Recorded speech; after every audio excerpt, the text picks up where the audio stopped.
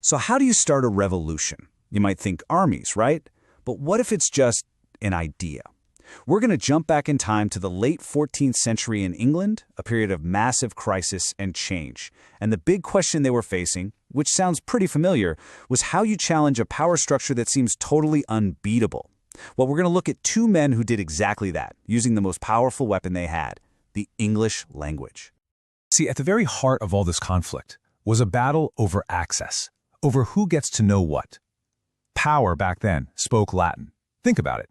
The church, the law, the entire establishment, they were all speaking Latin, and pretty much nobody else could understand a word. Meanwhile, everyday people, they were living and working and dreaming in English. It was basically this huge wall made of language. And that's where our two guys, a poet and a scholar, step in. They were about to take a sledgehammer to it. Okay, so to really get why what they did was so explosive, we need to understand the world they were living in.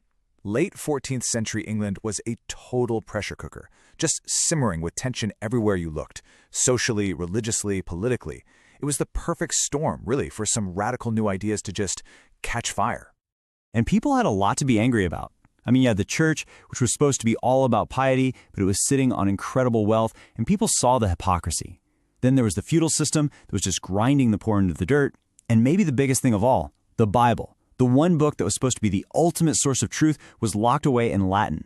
This meant the priests were the gatekeepers. They held the keys to heaven, and nobody else could even read the instruction manual. Society was, to put it mildly, at a breaking point. So you might expect the first big challenge to come from, a rebel general or some politician. But nope, it came from a poet. This kind of mysterious figure who decided to paint this incredibly sharp, critical picture of his world. So let's talk about William Langland. It's funny. We actually know very little about the man himself, William Langland. He was probably some kind of junior cleric. But what we do know is his masterpiece, Piers Ploughman. And this thing, it wasn't just a poem. It was this massive, sprawling, allegorical takedown of everything that was wrong with England. And he wrote it not in stuffy old Latin, but in the rugged, alliterative verse that the common people actually knew and listened to. The way Langland put the poem together is through a series of dream visions. So first he dreams of this field of folk. It's like a snapshot of the whole of society, the good, the bad, the ugly, all laid bare.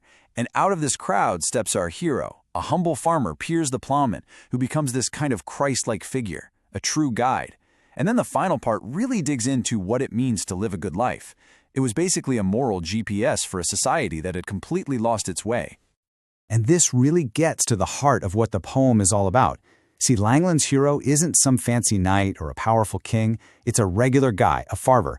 His big message was that real salvation, real virtue, it isn't found in your social status or how much money you have. It's found in humility and honest, hard work. I mean, can you imagine how radical that sounded? It put the common person on a pedestal and was a direct shot at the corrupt elite.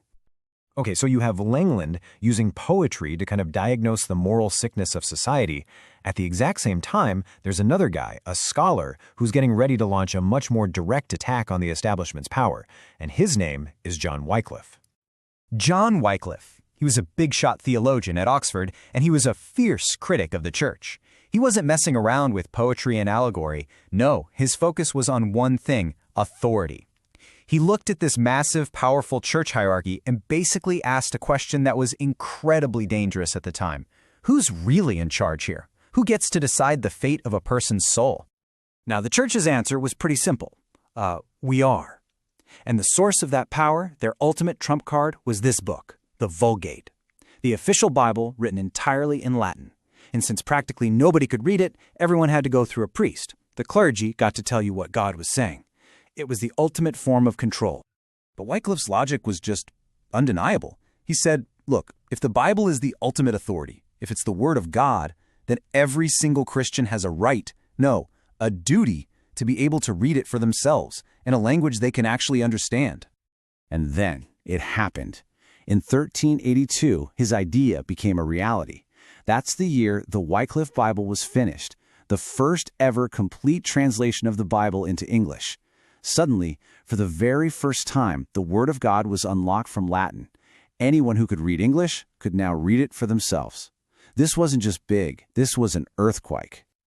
So, okay, now we have our two revolutionaries on the stage, right? You've got the poet, who's showing everyone the rot in society, and you've got the scholar, who's taking a sledgehammer to the church's authority. They went about it in totally different ways, but they shared one crucial weapon. And when you put them together, wow, the effect was just astonishing. Think of it like this. Langland used poetry to try and save society's soul, while Wycliffe used translation to empower the soul of the individual. One was a moral call to action, the other a spiritual declaration of independence. But what's the one thing they both have in common? Look at the bottom row, Middle English. They both picked the language of the people to drop these bombshell ideas. Together, their work was just this devastating 1-2 punch against the establishment. First, Piers Ploughman lands a body blow, right? It exposes all the corruption and makes people question if the powerful even have the moral high ground. And then, bam, the Wycliffe Bible comes in with the knockout punch, completely dismantling their spiritual authority by giving people direct access to, well, the source code of their entire fate.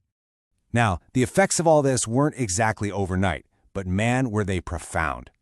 These guys didn't just write a couple of books. They planted seeds. Seeds of dissent that would just keep growing and growing, eventually blossoming into some of the biggest movements in history. I mean, you can draw a straight line from Wycliffe to the Lollards, a movement that used his English Bible to challenge the church's teachings. And his ideas, they became a foundation for the Protestant Reformation more than a century later. And Langland, his whole poetic vision echoes down through English literature, influencing classics like John Bunyan's The Pilgrim's Progress. These voices just kept echoing. So what's the bottom line here? The big takeaway from all this? It's simple, but it's so powerful.